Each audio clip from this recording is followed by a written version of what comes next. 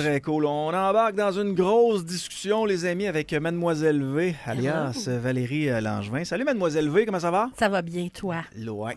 Là, on va faire... Ouais.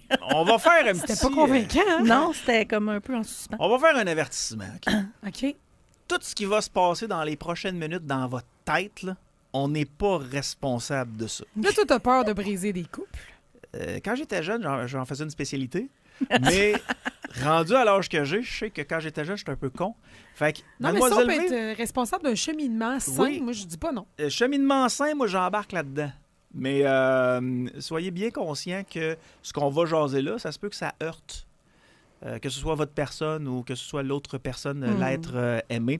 Fait que ça va brasser pas mal. Comment t'en es venu à choisir ce sujet-là, Mademoiselle V? Ben, en fait, moi, je propose plein de sujets variés, autant au niveau des couples qu'au niveau des pathologies, puis tout ça.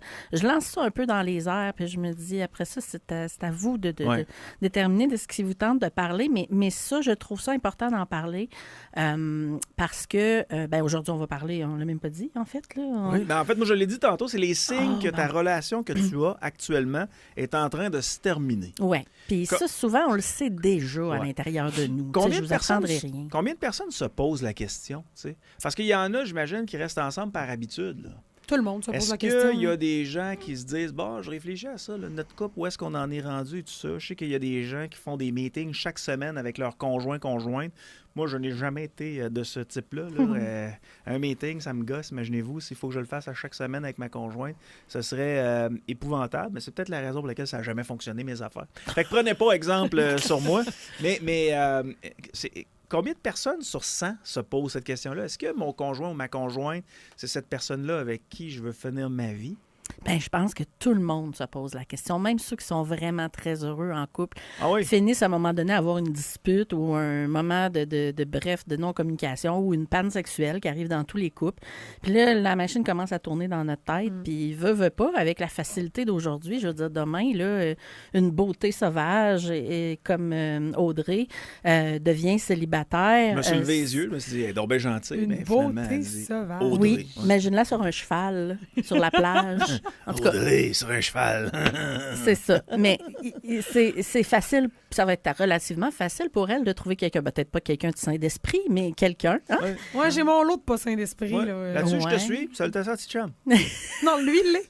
C'est l'exception à la règle. C'est pour ça qu'elle est avec. Donc, autrement dit, ça devient tellement facile aujourd'hui. Tout ce qu'on a à faire, c'est se loguer sur Tinder. Et vous le saviez, hein, seulement 33% des gens sur les sites de rencontres sont réellement célibataires. Les autres sont en couple. Donc, vous pouviez y être sans même... Tu sais, peut-être que, je sais pas, moi, si j'étais en couple, mon conjoint serait dessus, je ne saurais même pas. Là. OK, mais ça, c'est une affaire. Peut-être que les auditeurs sauront m'aiguiller là-dessus, là, au 418-971-1021, mais tu me dis que 30% des gens qui sont sur les applications sont célibataires. Réellement, Il y en a combien d'ententes dans les couples? C'est-à-dire, regarde, tu peux aller te chercher une petite femme ou un petit gars à l'autre côté, puis je vais fermer les yeux. Ça fait quand même 20 ans qu'on sort ensemble. Tu peux aller voir ailleurs.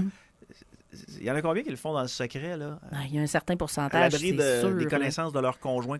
C'est certain. Il y en a qui doivent le dire puis qui ont entente ensemble, mais je veux dire, tu dis pas tout, là. Même si tu as une entente, tu te dis, OK, une petite passe droite, Parce tu que ne moi, vas pas donner de détails. J'ai quelqu'un que je connais bien, pas très loin d'ici, qui m'a dit, Yann, tu peux changer ton kilométrage. Fait que si quelqu'un voyage, exemple, Québec-Montréal, lui, il est à Québec, il sait que sa blonde est à Québec, il sait que sa famille est à Québec, ses amis sont à Québec, il s'en va à Montréal, ben, il peut réduire le nombre, il s'inscrit sur Tinder et réduit le nombre de kilomètres de sa destination, c'est-à-dire Montréal, puis les gens de Québec ne le verront jamais sur le réseau. Je veux des rencontres à 5 km autour de moi. 5 km. Oui, mettons, tu sais. Fait qu'effectivement, que ça peut être excessivement facile de se faire un compte. Puis ce qui est beau avec ces applications de rencontres-là, c'est que tu peux, sans fermer ton compte, shut down l'application.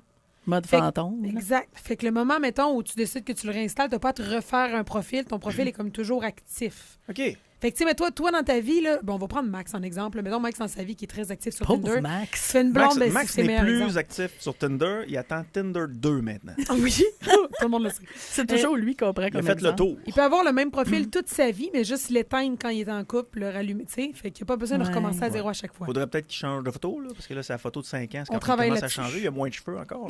On travaille sur ça. Mais je pense, je suis d'accord avec ta statistique, Mademoiselle V, parce que je suis convaincue que tout le monde dans sa vie, à un moment ou à un autre, se pose la question à savoir si tu es à la bonne place avec la bonne personne et est-ce que ça va marcher à long terme. C'est vraiment très, très difficile. Puis, tu sais, je veux dire, veux pas. C'est pas.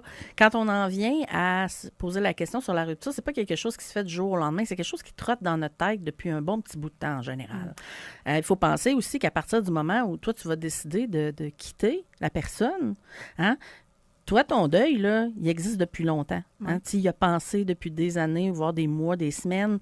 Elle, ça va commencer du jour au lendemain. Là. Des années, Mademoiselle V. Oui. Il me semble que ça, ta conjointe te dit, depuis des années, je me pose des questions. Absolument. C'est cruel. Là. On parle de 5, 3, 4, 10 ans des fois avant de sortir de ça. Puis la raison, mais il y a plein de raisons. Là. Il y a la question monétaire, les enfants, la peur d'être tout seul. Puis il y a aussi le fait d'être amoureux d'une version de ton chum qui n'existe plus, que tu vas penser qu'il va revenir, exactement. Ouais. Et ça, c'est probablement la plus grosse. Puis, dernièrement, je vais vous servir 2 statistiques très, très importantes. Là.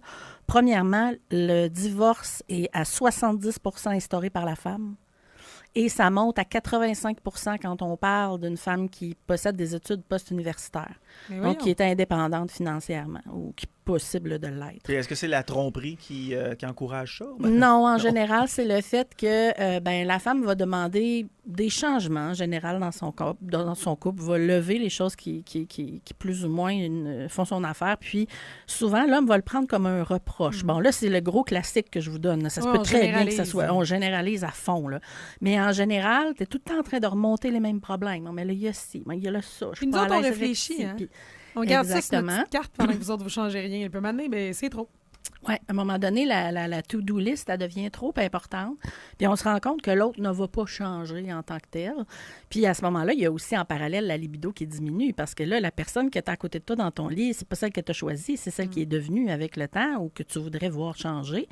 Donc, automatiquement, l'intérêt sexuel est moins là. Puis l'homme aussi se fatigue de son côté à ce niveau-là. Fait qu'éventuellement, les deux finissent par se faire dos à dos. Fait que le changement de partenaire peut augmenter la libido là, comme un piton de lumière. Oui, mais est-ce que ça va durer avec le temps si vous ne faites pas les efforts que vous n'avez pas faits dans votre premier couple? Le deuxième ne va pas nécessairement... c'est sûr qu'il y a une prédisposition là, des fois avec certaines personnes, mais je veux dire, si tu ne mets pas les efforts dans ton second couple, il ne va pas plus durer que le premier. C'est le principe de l'herbe plus verte chez le voisin. Voilà. Suis-moi, je te suis. Suis-moi, je te fuis. Ouais. Mais ça, j'en parlais avec une de mes amies qui est propriétaire d'une application de rencontre qui n'est pas Tinder. Puis elle, ce qu'elle me disait, c'est que entre chaque relation, tu dois faire un genre de post-mortem. Là, absolument. sur cette relation-là qui vient de se terminer, mais sur toi. Tu sais. Est-ce que tu es complet comme personne? Es-tu une personne complète? Tu sais? Est-ce que toi, quand tu es avec quelqu'un, c'est parce que tu ne deviens qu'un? Elle, ce qu'elle expliquait, puis j'imagine que tu vas m'embarquer là-dedans aussi, parce que vous parlez toujours de ça. On parle toujours de quand tu es complet, tu rencontres quelqu'un, ça devient un plus pour toi. Ouais. Et non pas la moitié de ouais. toi. Parce que nous, on est supposé être complet. Exactement. Alors, toi, tu vas me dire que je suis au corps, là, mais on est supposé d'être complet en tant qu'individu. Fait que le post-mortem de cette relation-là, tu dois le faire, à mes yeux, à moi. Tu me diras si je me trompe. Absolument. Puis après ça, tu dois te dire, OK, faut que j'apprenne pour la première fois de ma vie à vivre seul pendant un certain temps. Te rebâtir, puis savoir qu'est-ce que tu veux aussi comme nouvelle relation. Tu veux-tu encore habiter avec cette femme-là ou ce gars-là? Tu veux-tu un couple qui va se fréquenter ou un couple qui va être vraiment connecté ensemble pendant des années et des années? Parce qu'il y en a maintenant qui font maison à part, puis ils se voient 3 fois par semaine. Ah oui? C'est l'amour fou, oui? mais ils se voient 3 fois par semaine. Oui. Ben moi, demain matin, mettons, là, je suis dans la cinquantaine, là, j'ai mes enfants, ma vie est faite, puis je rencontre quelqu'un parce que je suis célibataire. Assurément que je garde mon petit terrain, là. Je garde mon chez-moi, puis on va se fréquenter, là. On va triper, puis on va se voir 3 fois semaine. Puis plus on vieillit, moins on est capable de faire des compromis. Ton plein déjà fait, toi. Absolument. Mais non, mais là, mon plan initial, c'est de rester avec mon chum, là. Non, mais tu m'appelleras Audrey, là, on ira vivre dans une c'est ça, générationnel, je sais pas quoi. On fera du yoga le midi, puis aller au McDonald's à 8 h le matin. Question pour toi, avant qu'on se lance là, dans les signes à surveiller, là, une pause. Ouais. Il y en a qui croient à la pause et il y en a qui n'y croient pas du tout. Il y en a qui se disent un break, c'est juste le début de la séparation, c'est parce que vous n'étiez pas dû. Puis il y en a pour qui, au contraire, c'est le moment justement peut-être de faire un pré-post-mortem avant que tout chie. Mais moi, je le vois comme un outil. C'est un outil que tu peux utiliser pour possiblement remettre un peu le désir dans ton couple. Parce qu'on a compris que quand on fait une pause, ça laisse la place à... C'est comme si les affaires se replaçaient un peu par elles-mêmes. Veux pas. Le temps fait bien les choses. Mais là, attention, la pause, il faut la respecter aussi, là. C'est-à-dire qu'il faut que ce soit minimum 3 semaines jusqu'à 3 mois, moi, je recommande, sans contact. Hein? Donc, c'est-à-dire de ne pas avoir de contact aucun, ni par intérim. C'est-à-dire, tu n'appelles pas sa mère pour dire « Y a-tu mangé à matin? » Est-ce que la fidélité doit rester Ça, c'est quelque chose que vous devez voir entre vous, parce qu'il y a des couples qui vont dire « Non, écoute, 3 mois, c'est trop long. » Puis en même temps, ça peut faire partie de la réinsertion du couple d'aller voir ailleurs. Ça a l'air niaiseux, là, mais des fois, il y en a qui ont besoin de vivre ce qu'il y avait à vivre pour se rendre compte que finalement, l'herbe n'est pas si verte que ça chez le voisin. Mais ça, Mademoiselle V, les breaks, on faisait ça quand on était jeunes beaucoup. Puis là, j'ai eu des gens qui sont dans mon entourage qui ont fait un break pendant quelques semaines, puis ils sont revenus ensemble. Oui. Mais j'ai l'impression que moi, quand on faisait des breaks, quand on était jeune, c'était pour mettre la personne qui était avec nous de côté pour dire « Hey, je vais-tu m'ennuyer? » Mais ce break-là devrait nous servir à un peu. C'est quoi cette relation-là? Moi, qu'est-ce que je peux apporter de plus dans cette relation-là? Qu'est-ce qui fait en sorte que je peux être néfaste pour cette relation-là? Mais quand on était jeune, on n'avait pas cette réflexion-là. J'imagine que les plus vieux, mettons, 30, 40, 50, doivent justement regarder eux, comment ils agissaient dans cette relation-là. Il faut, puis c'est souvent là qu'on va suggérer de consulter quand vous vous séparez, là, puis où vous êtes sur le point de vous séparer, ou vous n'êtes pas sûr si vous voulez vous séparer. Consulter un thérapeute est probablement la meilleure chose à faire. Ça va vous aider à mettre de l'ordre dans vos idées, puis ça va vous permettre de prendre votre décision 2 fois plus vite. Puis c'est pas rare de voir des personnes qui sortent de thérapie dire « OK, je suis prête, je l'annonce. » Puis là, il y a le conjoint qui dit « Bon, mais là, tu as décidé de me quitter après avoir commencé à consulter. Le psychologue t'a dit de me quitter. » Ça, je l'ai entendu souvent, tu sais. Mais c'est pas le cas. C'est vraiment parce que c'est à cause du travail que la personne fait sur soi-même. Elle se rend compte qu'elle a besoin d'autre chose. Puis, bien, à ce moment-là, le processus de séparation se met en branle. Ça brasse effectivement des affaires pour certains auditeurs. Il y en a qui sont dans ce processus-là en ce moment de je m'en excuse. C'est les maudites dépendances, Mademoiselle V. Oui. Les dépendances, on a tous déjà eu notre petite dépendance à... Chip au ketchup, dans mon cas. Non, mais je veux dire, il y en a qui sont dépendants financièrement. Absolument. Il y en a qui sont dépendants émotifs. Là. Ils ont besoin absolument de l'autre personne. C'est une dépendance affective. Il y en a qui sont dépendants au noyau familial. Oui. Tu ne veux pas te séparer de ce noyau familial-là. Tu as des raisons en passant qui sont très valables. Mais tu restes là même si tu es malheureux. Nécessairement, un jour, ça va avoir un impact sur tes enfants. Bien, c'est ça. Tantôt, je vous parlais des statistiques. Là. J'en ai une que je veux vous donner là, parce qu'elle est importante. Ce n'est pas ce qui s'est passé comme divorce ou comme couple qui est important pour l'enfant. Semblerait-il que les recherches démontrent que ce qui fait qu'un enfant va être heureux dans une relation future, c'est de voir à quel point sa mère était heureuse elle-même dans une relation. Donc, c'est le bonheur de la mère quand on grandit, qui est vraiment au centre de ce qui va retenir. Donc, si ta mère est malheureuse parce qu'elle n'ose pas partir, parce que, bon, elle n'a pas travaillé depuis 10 ans, puis qu'elle va finir serveuse dans un casse-croûte, puis qu'elle ne trouvera pas d'appartement en bas de 5 000 $ par mois. C'est ça qui marque. C'est ça qui nous empêche d'avancer, mais sachez que c'est pas ce qui va marquer vos enfants. Vos enfants vont être corrects à vivre dans un HLM puis aller dans des banques alimentaires si vous êtes heureux ou heureuse. C'est assez particulier quand on dit ça. Là. Oui, mais c'est vrai. C'est vrai, puis tu sais, je l'ai vécu moi-même. J'ai eu des difficultés quand je me suis séparée, puis mes enfants à moi, tu sais, sont passés d'une grande maison pleine de jouets à un petit logement tout petit parce que, justement, ma capacité d'achat diminué de moitié, tu sais. Puis, ben mes enfants, des fois, ils disaient « Maman, on n'a pas le goût d'inviter des amis, c'est tout petit, tu sais, c'est pas comme on est habitué, puis tout ça. » Puis ça fait mal au cœur, mais aujourd'hui, si je demande à mes enfants s'ils pensent que j'aurais dû rester dans une relation où j'étais malheureuse, la réponse serait non, j'en suis certaine. Puis même quand tu auras des conversations avec eux, lorsqu'ils auront 25-30 ans, ils vont dire que tu avais fait la meilleure affaire que tu pouvais faire. Ils me l'ont déjà dit. C'était assez évident que c'était pas simple. Puis quand tu détruis le noyau familial, détruire, c'est un mot qui est assez hard, là, parce que c'est dur de le faire. Moi, je l'ai fait. C'est très difficile. J'ai entamé la conversation avec la mère de mes enfants. Elle était parfaitement d'accord. Puis, je te dirais pas que ça a été super bien reçu au départ, parce que moi aussi, je souffrais de ça. Mm-hmm. Mais après ça, on s'est encore parlé la semaine passée à quel point on est rendu un exemple de bonne séparation pour nos enfants, mais aussi notre entourage. Alors qu'au départ, les gens ne comprenaient pas trop la relation qu'on avait. Ouais. Puis c'est sain. On se parle de ce qui se passe avec nos enfants. Puis des fois, à l'heure de moins bien filer, elle m'en parle. Je fais le moins bien, j'y en parle. Mais mes gars, ils vont me remercier de ça plus tard, même Absolument. Si je suis parti de la maison, puis mon plus vieux me l'a reproché en disant « Pourquoi t'es parti? Tu m'as abandonné. » Ça, c'est raide la première semaine. Ça fait mal au cœur. Moi, je suis parti avec ma poche de hockey puis mon Xbox. Là.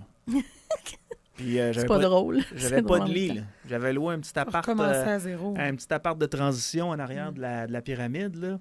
C'est un genre de 2,5 sur 2 étages là, avec une petite galerie. Là. Ouais. Penthouse, un petit mezzanine. Mezzanine. Ouais. Fait que là, tu mets la mezzanine, tu mets le lit sur la mezzanine, puis tu as tes petites affaires en bas, puis là, tes gars viennent te voir, puis là, ils se rendent compte que tu vis plus dans la maison que eux autres vivent. Fait qu'ils te posent des questions. Mais j'avais pas de meubles. Là. Ta première semaine, tu dors à terre.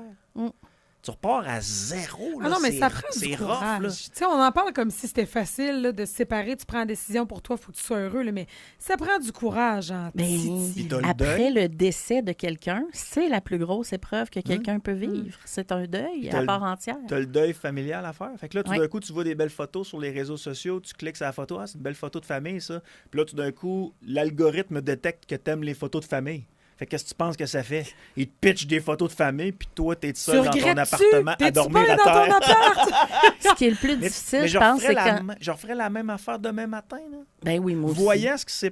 Voyant ma situation là, avec mes enfants puis la mère de mes enfants, je savais que c'était la meilleure des affaires. Ce qui est le plus dur, c'est quand il y a un autre conjoint qui rentre dans le portrait. Ouais, ça, il faut que tu attendes qu'elle s'en trouve un. Pour là, lui avouer que toi, t'en as 10. Ah oui, c'est un bon truc. Ouais. Je vais le retenir. Mais c'est sûr que ça doit être difficile. Ouais, elle a de la misère avec le chiffre 10, là, mais elle l'accepte. Oui, bien, tu sais, tout d'un coup, il y a une autre maman qui donne le bain à ton enfant. Hein? Ouais. Tout d'un coup, il y a une autre maman qui donne des conseils sur comment tu devrais coiffer tes cheveux le matin ou qui fait des tresses à ta fille. C'est énervant, puis c'est fâchant. Même si cette personne-là, c'est une bonne personne, ça va toujours. Et c'est une épreuve de plus.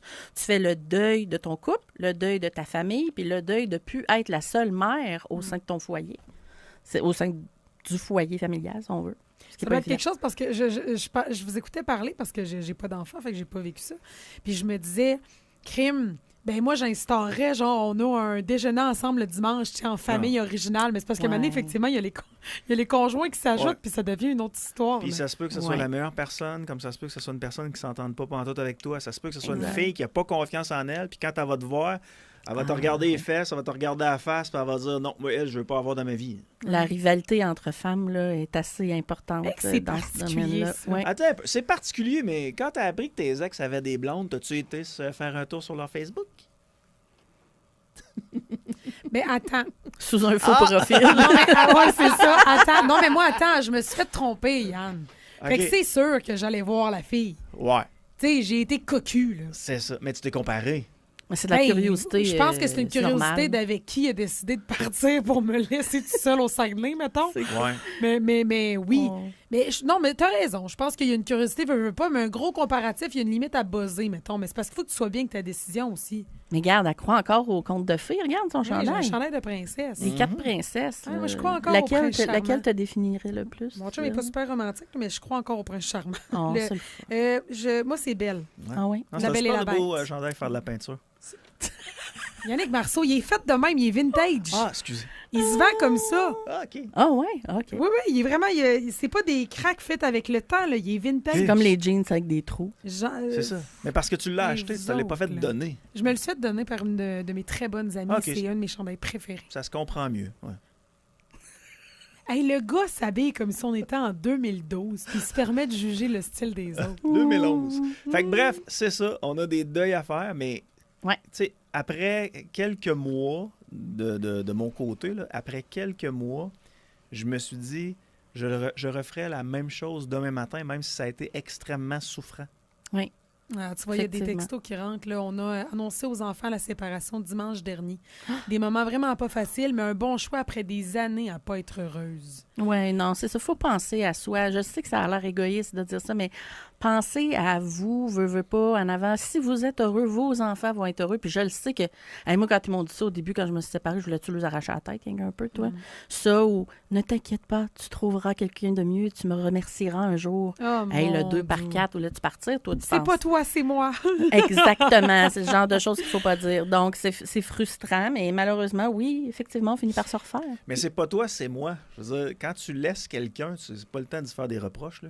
Non, mais il y a une façon de le faire. T'es en train de détruire son univers. Ouais, mais ça, c'est la pire affaire du monde, là.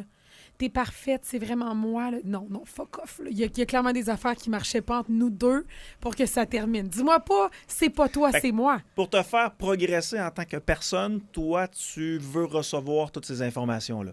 Absolument. OK. Ben, tu sais, parmi les choses qu'il faut pas faire, là, bon, entre autres, c'en est un, ça, hein? C'est important. Ben oui, il faut pas dire à l'autre, tu vas voir, ta vie va se refaire. La personne n'a pas envie de savoir que sa vie va se refaire. On n'a rien à foutre de tes solutions. Mais tu peux sors le 2x4. Tu peux, par contre, le rassurer sur les moments que vous avez passés ensemble qui valaient dire quelque chose, par exemple. De dire ce qu'on a vécu ensemble, c'était pas nécessairement... c'était pas rien. C'était pas rien. Ouais. C'était quelque chose pour moi aussi, puis je vais toujours m'en souvenir. Mais à partir de ce moment-ci, ces moments-là sont plus possibles. Puis ça finit là. Fait qu'il faut éviter d'encenser la personne en tant que telle. Je sais pas si vous voulez savoir les autres affaires qu'il faut pas faire. Ben oui. Mettons, après ça, moi, j'aimerais ça aussi qu'on parle des signes que c'est le temps que ça arrête parce que je lis les textos puis je sens qu'il y a des gens qui sont dans des réflexions. Exactement. On va regarder ça. Si je vais très rapidement sur comment quitter la personne, là, soyez vraiment certains et soyez sûrs qu'il n'y a pas de retour en arrière possible. Okay? Parce que là, la personne va sortir des menaces, des pleurs et tout ça. Fait que des fois, ça peut être tentant de revenir en arrière, mais sachez que le deuil pour cette personne-là commence à partir du moment où la porte est totalement fermée seulement. Donc, s'il y a ouverture, ça ne marche pas. Le moment opportun, s'il vous plaît, faites pas ça à Saint-Valentin, Noël, votre anniversaire de couple, son anniversaire. Un endroit neutre, c'est important. Pas de SMS, pas de téléphone, s'il vous plaît. Hey, ça, le pauvre vrai. Non, mais je pense que c'est là où j'ai le moins de respect pour quelqu'un. Oui, bien, tu te rencontres face à face. Tu rencontres face à face, mets fin face à face. Y a-tu encore des adultes qui font ça? Oui. Laisser les gens par... 50% des gens utilisent un moment déterminé pour mettre fin à leur relation. OK. Parce que j'ai entendu dans un podcast en fin de semaine un gars qui est arrivé chez eux, puis la chambre des enfants était vide. Sa blonde avait quitté le nid familial, puis elle lui avait jamais rien dit. Elle avait donné un bec le matin quand il est parti, puis elle a dit « je t'aime ». Puis quand il est revenu, la maison était pleine, sauf les chambres des enfants où tout était parti. Souvent, la personne qui est quittée ne s'en doute absolument pas que ça va arriver. Mais cela dit, je ne sais pas si le gars est un violent, que ce soit verbalement ou physiquement. Dans ce cas-ci, je comprendrais la fille de faire ça. Mais lui, il avait appelé la police pour dire « Hey, elle m'a enlevé mes enfants. » Puis finalement, ça a bien tourné l'histoire. Elle a juste sacré son camp parce qu'elle était écœurée de lui. Elle n'était pas assez mature pour lui dire. Mais parlant d'enfants, là, si vous devez quitter quelqu'un puis vous avez des enfants, s'il vous plaît, prévoyez du gardiennage pour vos enfants pour les prochains jours. Okay? C'est pas le temps là, de laisser les enfants à l'un ou l'autre. C'est le moment de s'assurer qu'on a un backup pour eux autres. Okay. Il y a quelqu'un qui nous dit, on a passé 2 semaines, moi et mon ex, à se demander comment annoncer ça à un enfant de 6 ans. Appréhender la peine de notre fils. Puis quand on lui a dit, il nous a répondu, « Ah, je vais être comme tous mes amis. » Boum! Finalement, on avait appris absolument pour rien. Oui, bien, veux pas, les enfants sont très résilients. Hein, ils vont s'en sortir plus vite que vous autres, ça, je peux vous l'assurer. Je l'ai vu souvent. Ils réagissent aussi, je pense, un peu dépendamment de ta réaction à toi. Ben oui, si tu vois ça comme si la Terre arrêtait de tourner, comment tu veux qu'ils fassent autrement? Je veux dire, les autres, ils marchent dans nos empreintes. Fait que si pour toi, ça demeure quelque chose de relativement possible, ça va l'être pour eux aussi. Les signes que c'est le temps que ça arrête. Oui, il y en a une couple. On va commencer la communication puis le dialogue qui est absent. J'imagine que vous vous en doutiez. Hein. Si votre dialogue est pauvre, qu'il n'y a pas d'échange, c'est un signe qu'il y a une grave détérioration de votre couple parce que n'oubliez pas que la communication est l'outil de gestion du couple par excellence. Donc, c'est comme un char pas de moteur. S'il n'y a pas de communication, ça ne fonctionne pas. On l'a eu celle-là parce qu'elle est tellement cliché, mais elle est vraie. T'sais. Mais c'est la première, puis c'est pas pour c'est parce que c'est vraiment vraiment important. Oui, mais moi, je suis là pour mettre du sable dans l'engrenage. Là, oui, mais vas-y. En même temps, il y a des couples qui sont ensemble depuis 10, 15, 20 ans qui n'ont pas besoin de se parler constamment. Tu sais, quand il peut y avoir des gros conflits, là, ils laissent aller quelques minutes, quelques heures, puis ils continuent de se parler, se côtoyer, puis après ça, on passe rapidement à d'autres choses. Puis quelques semaines plus tard, on reparle de cet événement-là, puis on en rit. T'sais. Voici comment moi je l'avais perçu. T'sais. Des fois, le temps peut faire le travail aussi, plutôt que la communication verbale constante. Moi, le premier, là, je déteste les meetings, là, que ce soit à job ou encore avec ma blonde. On s'assoit, on prend le temps de régler un conflit. J'ai bien de la misère avec ça, surtout quand c'est banal. Quand c'est majeur, je comprends la technique. Là. On s'assoit, puis on le règle, sinon on quitte. Le problème, c'est que quand c'est majeur, souvent, ça ne devient pas un automatisme parce qu'on ne l'a pas fait pour les choses non majeures. Oui, c'est ça. Fait que ça devient qu'on ne sait pas comment fonctionner dans le moment de la crise. Donc, c'est pour ça qu'il faut le faire au quotidien. Mais là, c'est pas parce que je vous dis une affaire que votre couple est en péril, là, rassurez-vous. Hein, c'est quelque chose qu'il faut avoir plusieurs aspects pour se dire.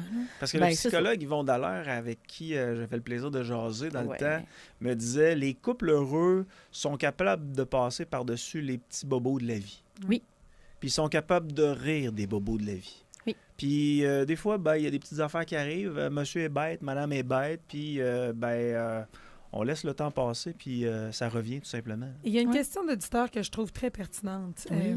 Quand ma blonde prend quelques bières, elle se choque et elle devient un peu une autre personne qui crie et parfois me frappe dans le torse. Le lendemain, elle me parle comme si rien s'était passé. Quoi faire? Oui, boy, c'est quand même de la violence domestique, là, ça. Là. Ce n'est pas à tolérer, bien entendu. Hein? Je pense qu'il faudrait inciter cette personne-là à aller chercher de l'aide en premier lieu, que ce soit au niveau thérapeutique ou au niveau de l'abus de substances. Puis je pense que de se confier à quelqu'un de confiance, puis de peut-être organiser une petite intervention, hein, de s'assurer que la personne comprenne qu'à partir de ce moment-ci, vous n'allez plus tolérer ce genre de comportement-là. Puis c'est à ce moment-là, quand ça se produit, c'est d'appeler la police puis la sécurité. Mettre tes limites. Mettre tes limites, qu'elles soient claires. Tu dis, à partir de maintenant, il n'y en aura plus de coups. À partir de maintenant, il n'y en aura plus d'insultes. Puis chaque fois que ça va se faire, c'est la police qui va intervenir. Mais je t'aime, puis je suis prête à travailler si tu es prête à régler de ton bord. Mm-hmm.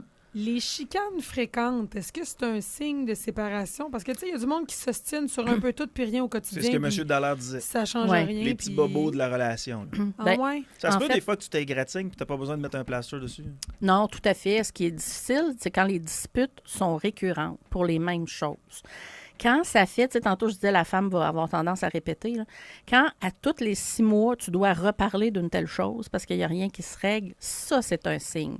Par contre, s'il arrive quelque chose du jour au lendemain, puis il s'est passé un malentendu, puis vous le réglez, ça ne rentre pas là-dedans. On parle de disputes qui sont récurrentes, qui reviennent constamment, en général, par rapport à l'éducation des enfants, la gestion des finances et la fréquence des rapports sexuels. C'est pas mal toujours ce qui revient, mais c'est possible, comme tu disais tantôt, c'est tout à fait possible de parler de quel habit de neige on va acheter aux enfants puis quel entrepreneur va choisir pour rénover le cabanon. Ça se règle-tu, la fréquence des relations sexuelles? Bien, ça se règle, oui, puis non. C'est-à-dire qu'il faut aller chercher un juste milieu. Ça dépend. Il y a du monde qui a un libido dans le prolard jusqu'à la fin de leur jour, puis il y en a qui l'ont plus, cette fameuse libido-là. Ces couples-là, ça doit être difficile. C'est pas juste ces couples-là, c'est la majorité des couples qui avancent en âge et dont la femme atteint 40 à 45 ans environ. Veut pas, ses désirs de libido sont moins élevés. Ça veut dire qu'il me reste encore 10 ans avant qu'elle me lâche. Bien, avant que tu te mettes à travailler un petit peu plus fort, peut-être. Je suis brûlé. Mais c'est dur, hein? C'est de trouver le juste milieu. Mais oui, c'est la raison, une des raisons principales de séparation. C'est ça, je vous l'ai dit tantôt, la fille à radote, elle veut plus nécessairement se donner parce qu'elle n'est pas bien là-dedans, puis l'homme... Ben, c'est pour ça que des fois, les filles laissent la permission à leur chum de partir puis d'aller voir ailleurs? Ben oui, parce qu'elle veut pas, c'est une culpabilité énorme sur leurs épaules. C'est une pression énorme parce qu'elles voudraient bien donner, mais ne s'en sentent pas capables pour plein de raisons. Mais c'est viable, un couple comme ça, à long terme? Un gars et une fille, ils font plus l'amour ensemble, mais le gars a le droit d'aller faire l'amour ailleurs. Chez certains couples, ça va fonctionner. C'est surprenant quand ça fait des années qu'on est ensemble et que tout le reste est là, mais qu'il reste juste une question de fréquence ou de qualité de la libido ou des relations sexuelles. Alors oui, c'est possible. Est-ce que c'est commun de le voir? Non. Habituellement, il y a séparation, mais il y en a qui vont décider d'être outside the box puis de dire, OK, garde, on s'aime, On va essayer des affaires. Puis si ça marche pas, ça marche pas. Puis si ça marche, ça marche. Mais c'est parce que le danger, c'est que le gars qui va voir ailleurs finisse par tomber en amour ailleurs aussi. Là. Effectivement. Mais souvent, quand ça fait... moi, je te dirais, j'en ai vu des couples comme ça. Puis quand ça fait 15-20 ans qu'ils sont ensemble, l'amour pour la conjointe est extrêmement fort et plus fort que le désir d'avoir quelqu'un dans son lit 2-3 fois par semaine. Fait que si tu expliques ça de même, tu vas comprendre? Moi, je comprendrai jamais. Moi, ça, c'est... mes portes sont vraiment closes à ce niveau-là. Je suis plate. Audrey, je t'aime! Ouais, tu m'aimes mal. T'en trouveras un autre faire ta vaisselle. On s'en parlera quand t'auras 40 ans. On trouvera une solution rendue. Il y a peut-être ça aussi. Là. Les projets communs, c'est-tu un gros bémol? Oui, c'est le troisième signe, je dirais. Donc, le parler au futur, ça nécessite de se projeter dans l'avenir. Si t'es pas capable de savoir où tu vas être, alors ça donne rien d'être en couple. Le temps partagé va être de moins en moins fréquent, surtout les temps de qualité, où on va mettre notre sel à off puis qu'on est là l'un pour l'autre. C'est normal que dans ton couple, chaque individu change et que leur but change individuellement, mais il faut au moins qu'il y ait des buts communs qui soient toujours là. C'est la colle. On appelle ça la colle du couple. Moi, je le vois comme ça. Sinon, le numéro 4, on en a parlé brièvement. J'y reviens rapidement. La perte d'intimité physique et émotionnelle. Donc, c'est les gens qui soit ne font plus l'amour du tout ou chambre à part ou qui font encore l'amour, mais qu'il n'y a plus de qualité de relation. Que c'est un passage obligé plus qu'autre chose. Je trouve que la perte d'intimité émotionnelle est plus difficile que physique. Souvent, ça vient avec la confiance. Oui, mais c'est parce que physique, j'ai l'impression que ça, tu peux rattraper le coup. Là. Ouais. Tu peux... émotionnel, c'est ça, j'ai l'impression que là, c'est parce que c'est le petit cœur qui est coupe. Mais c'est parce que la confiance est souvent...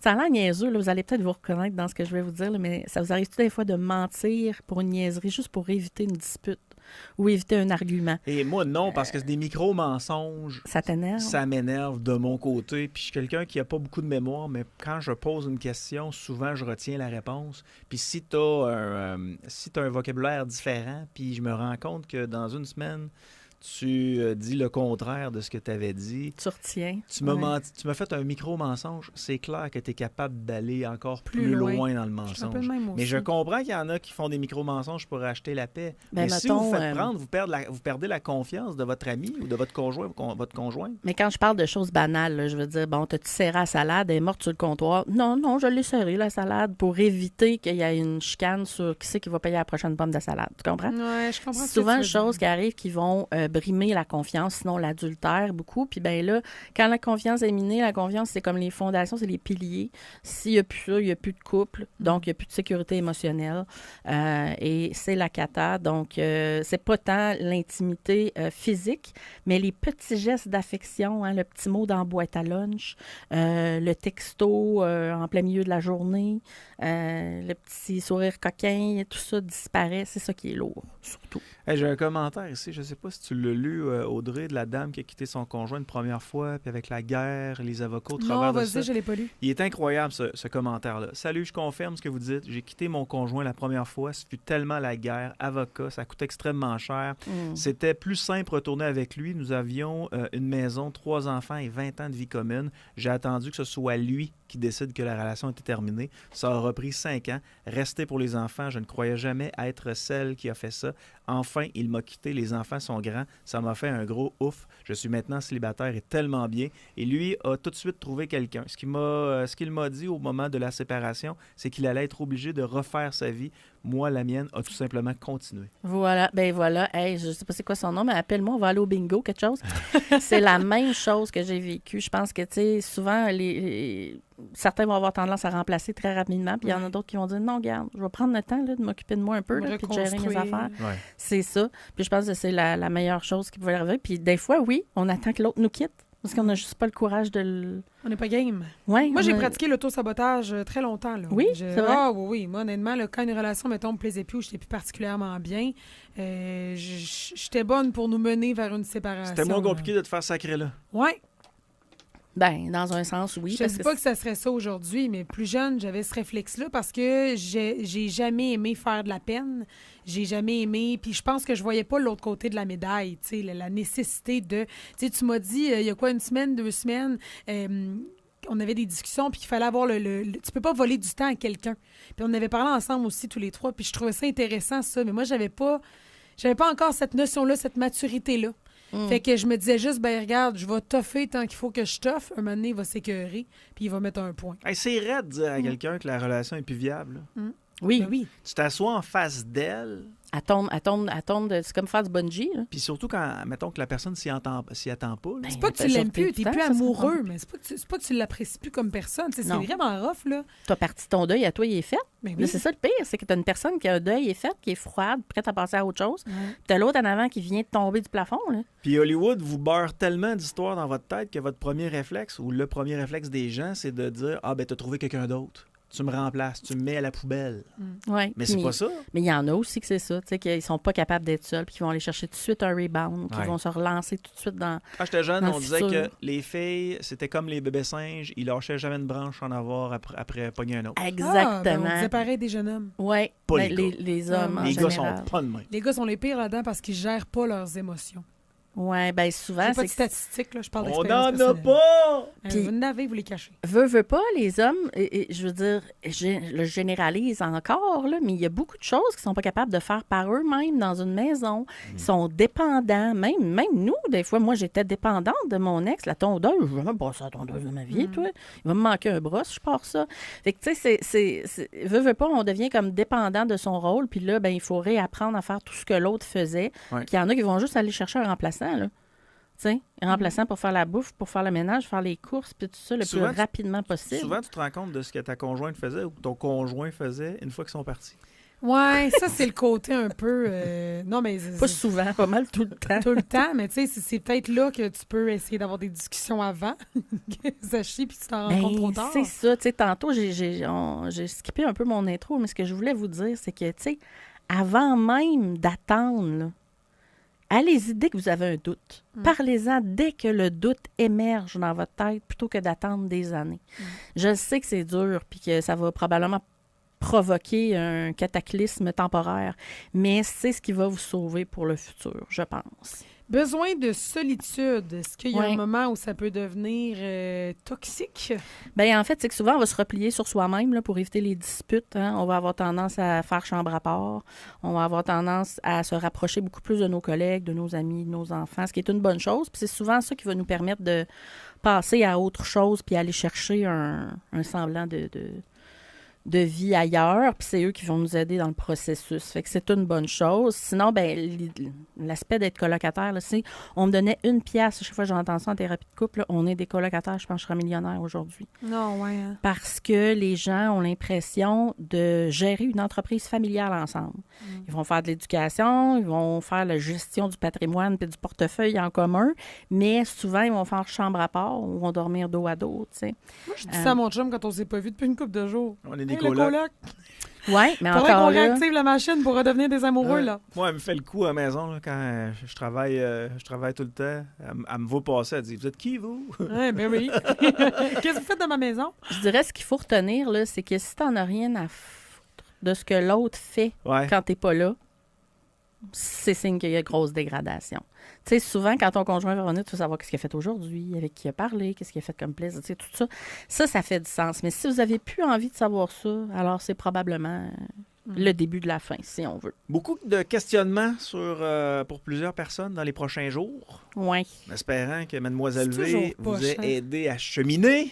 Ben oui, n'hésitez pas à consulter, que ce soit en solo ou en duo, hein, avec un thérapeute, conseiller, peu importe. C'est ce qui va vous aider à passer au travers. Honnêtement, c'est ce qui fait la différence entre les célibataires en quête d'une nouvelle relation épanouie puis ceux qui sont en attente d'un peu n'importe quoi. Oui, puis j'ai le goût d'apporter aussi la petite nuance rapidement que, tu sais, c'est sûr que si vous avez la majorité de ces points-là, questions à se poser, mais tu sais, il y a des affaires, des fois, qui sont passagères aussi, j'ai l'impression. Tout à fait. Fait que de ne pas en faire un plat non plus. Là. Non, c'est des pistes de réflexion. Si jamais vous avez la majorité de ça, peut-être provoquer une petite discussion, mais ne vous en faites pas. Là, allez pas tout de suite faire vos préarrangements de divorce. Ouais. Parlez-en avant. Je termine sur ce texto. Et cool, Mademoiselle V. Oui, merci, Mademoiselle V. Audrey, j'ai quelque chose à... Je suis peut-être une toutoune, mais je suis une Christie de belle toutoune.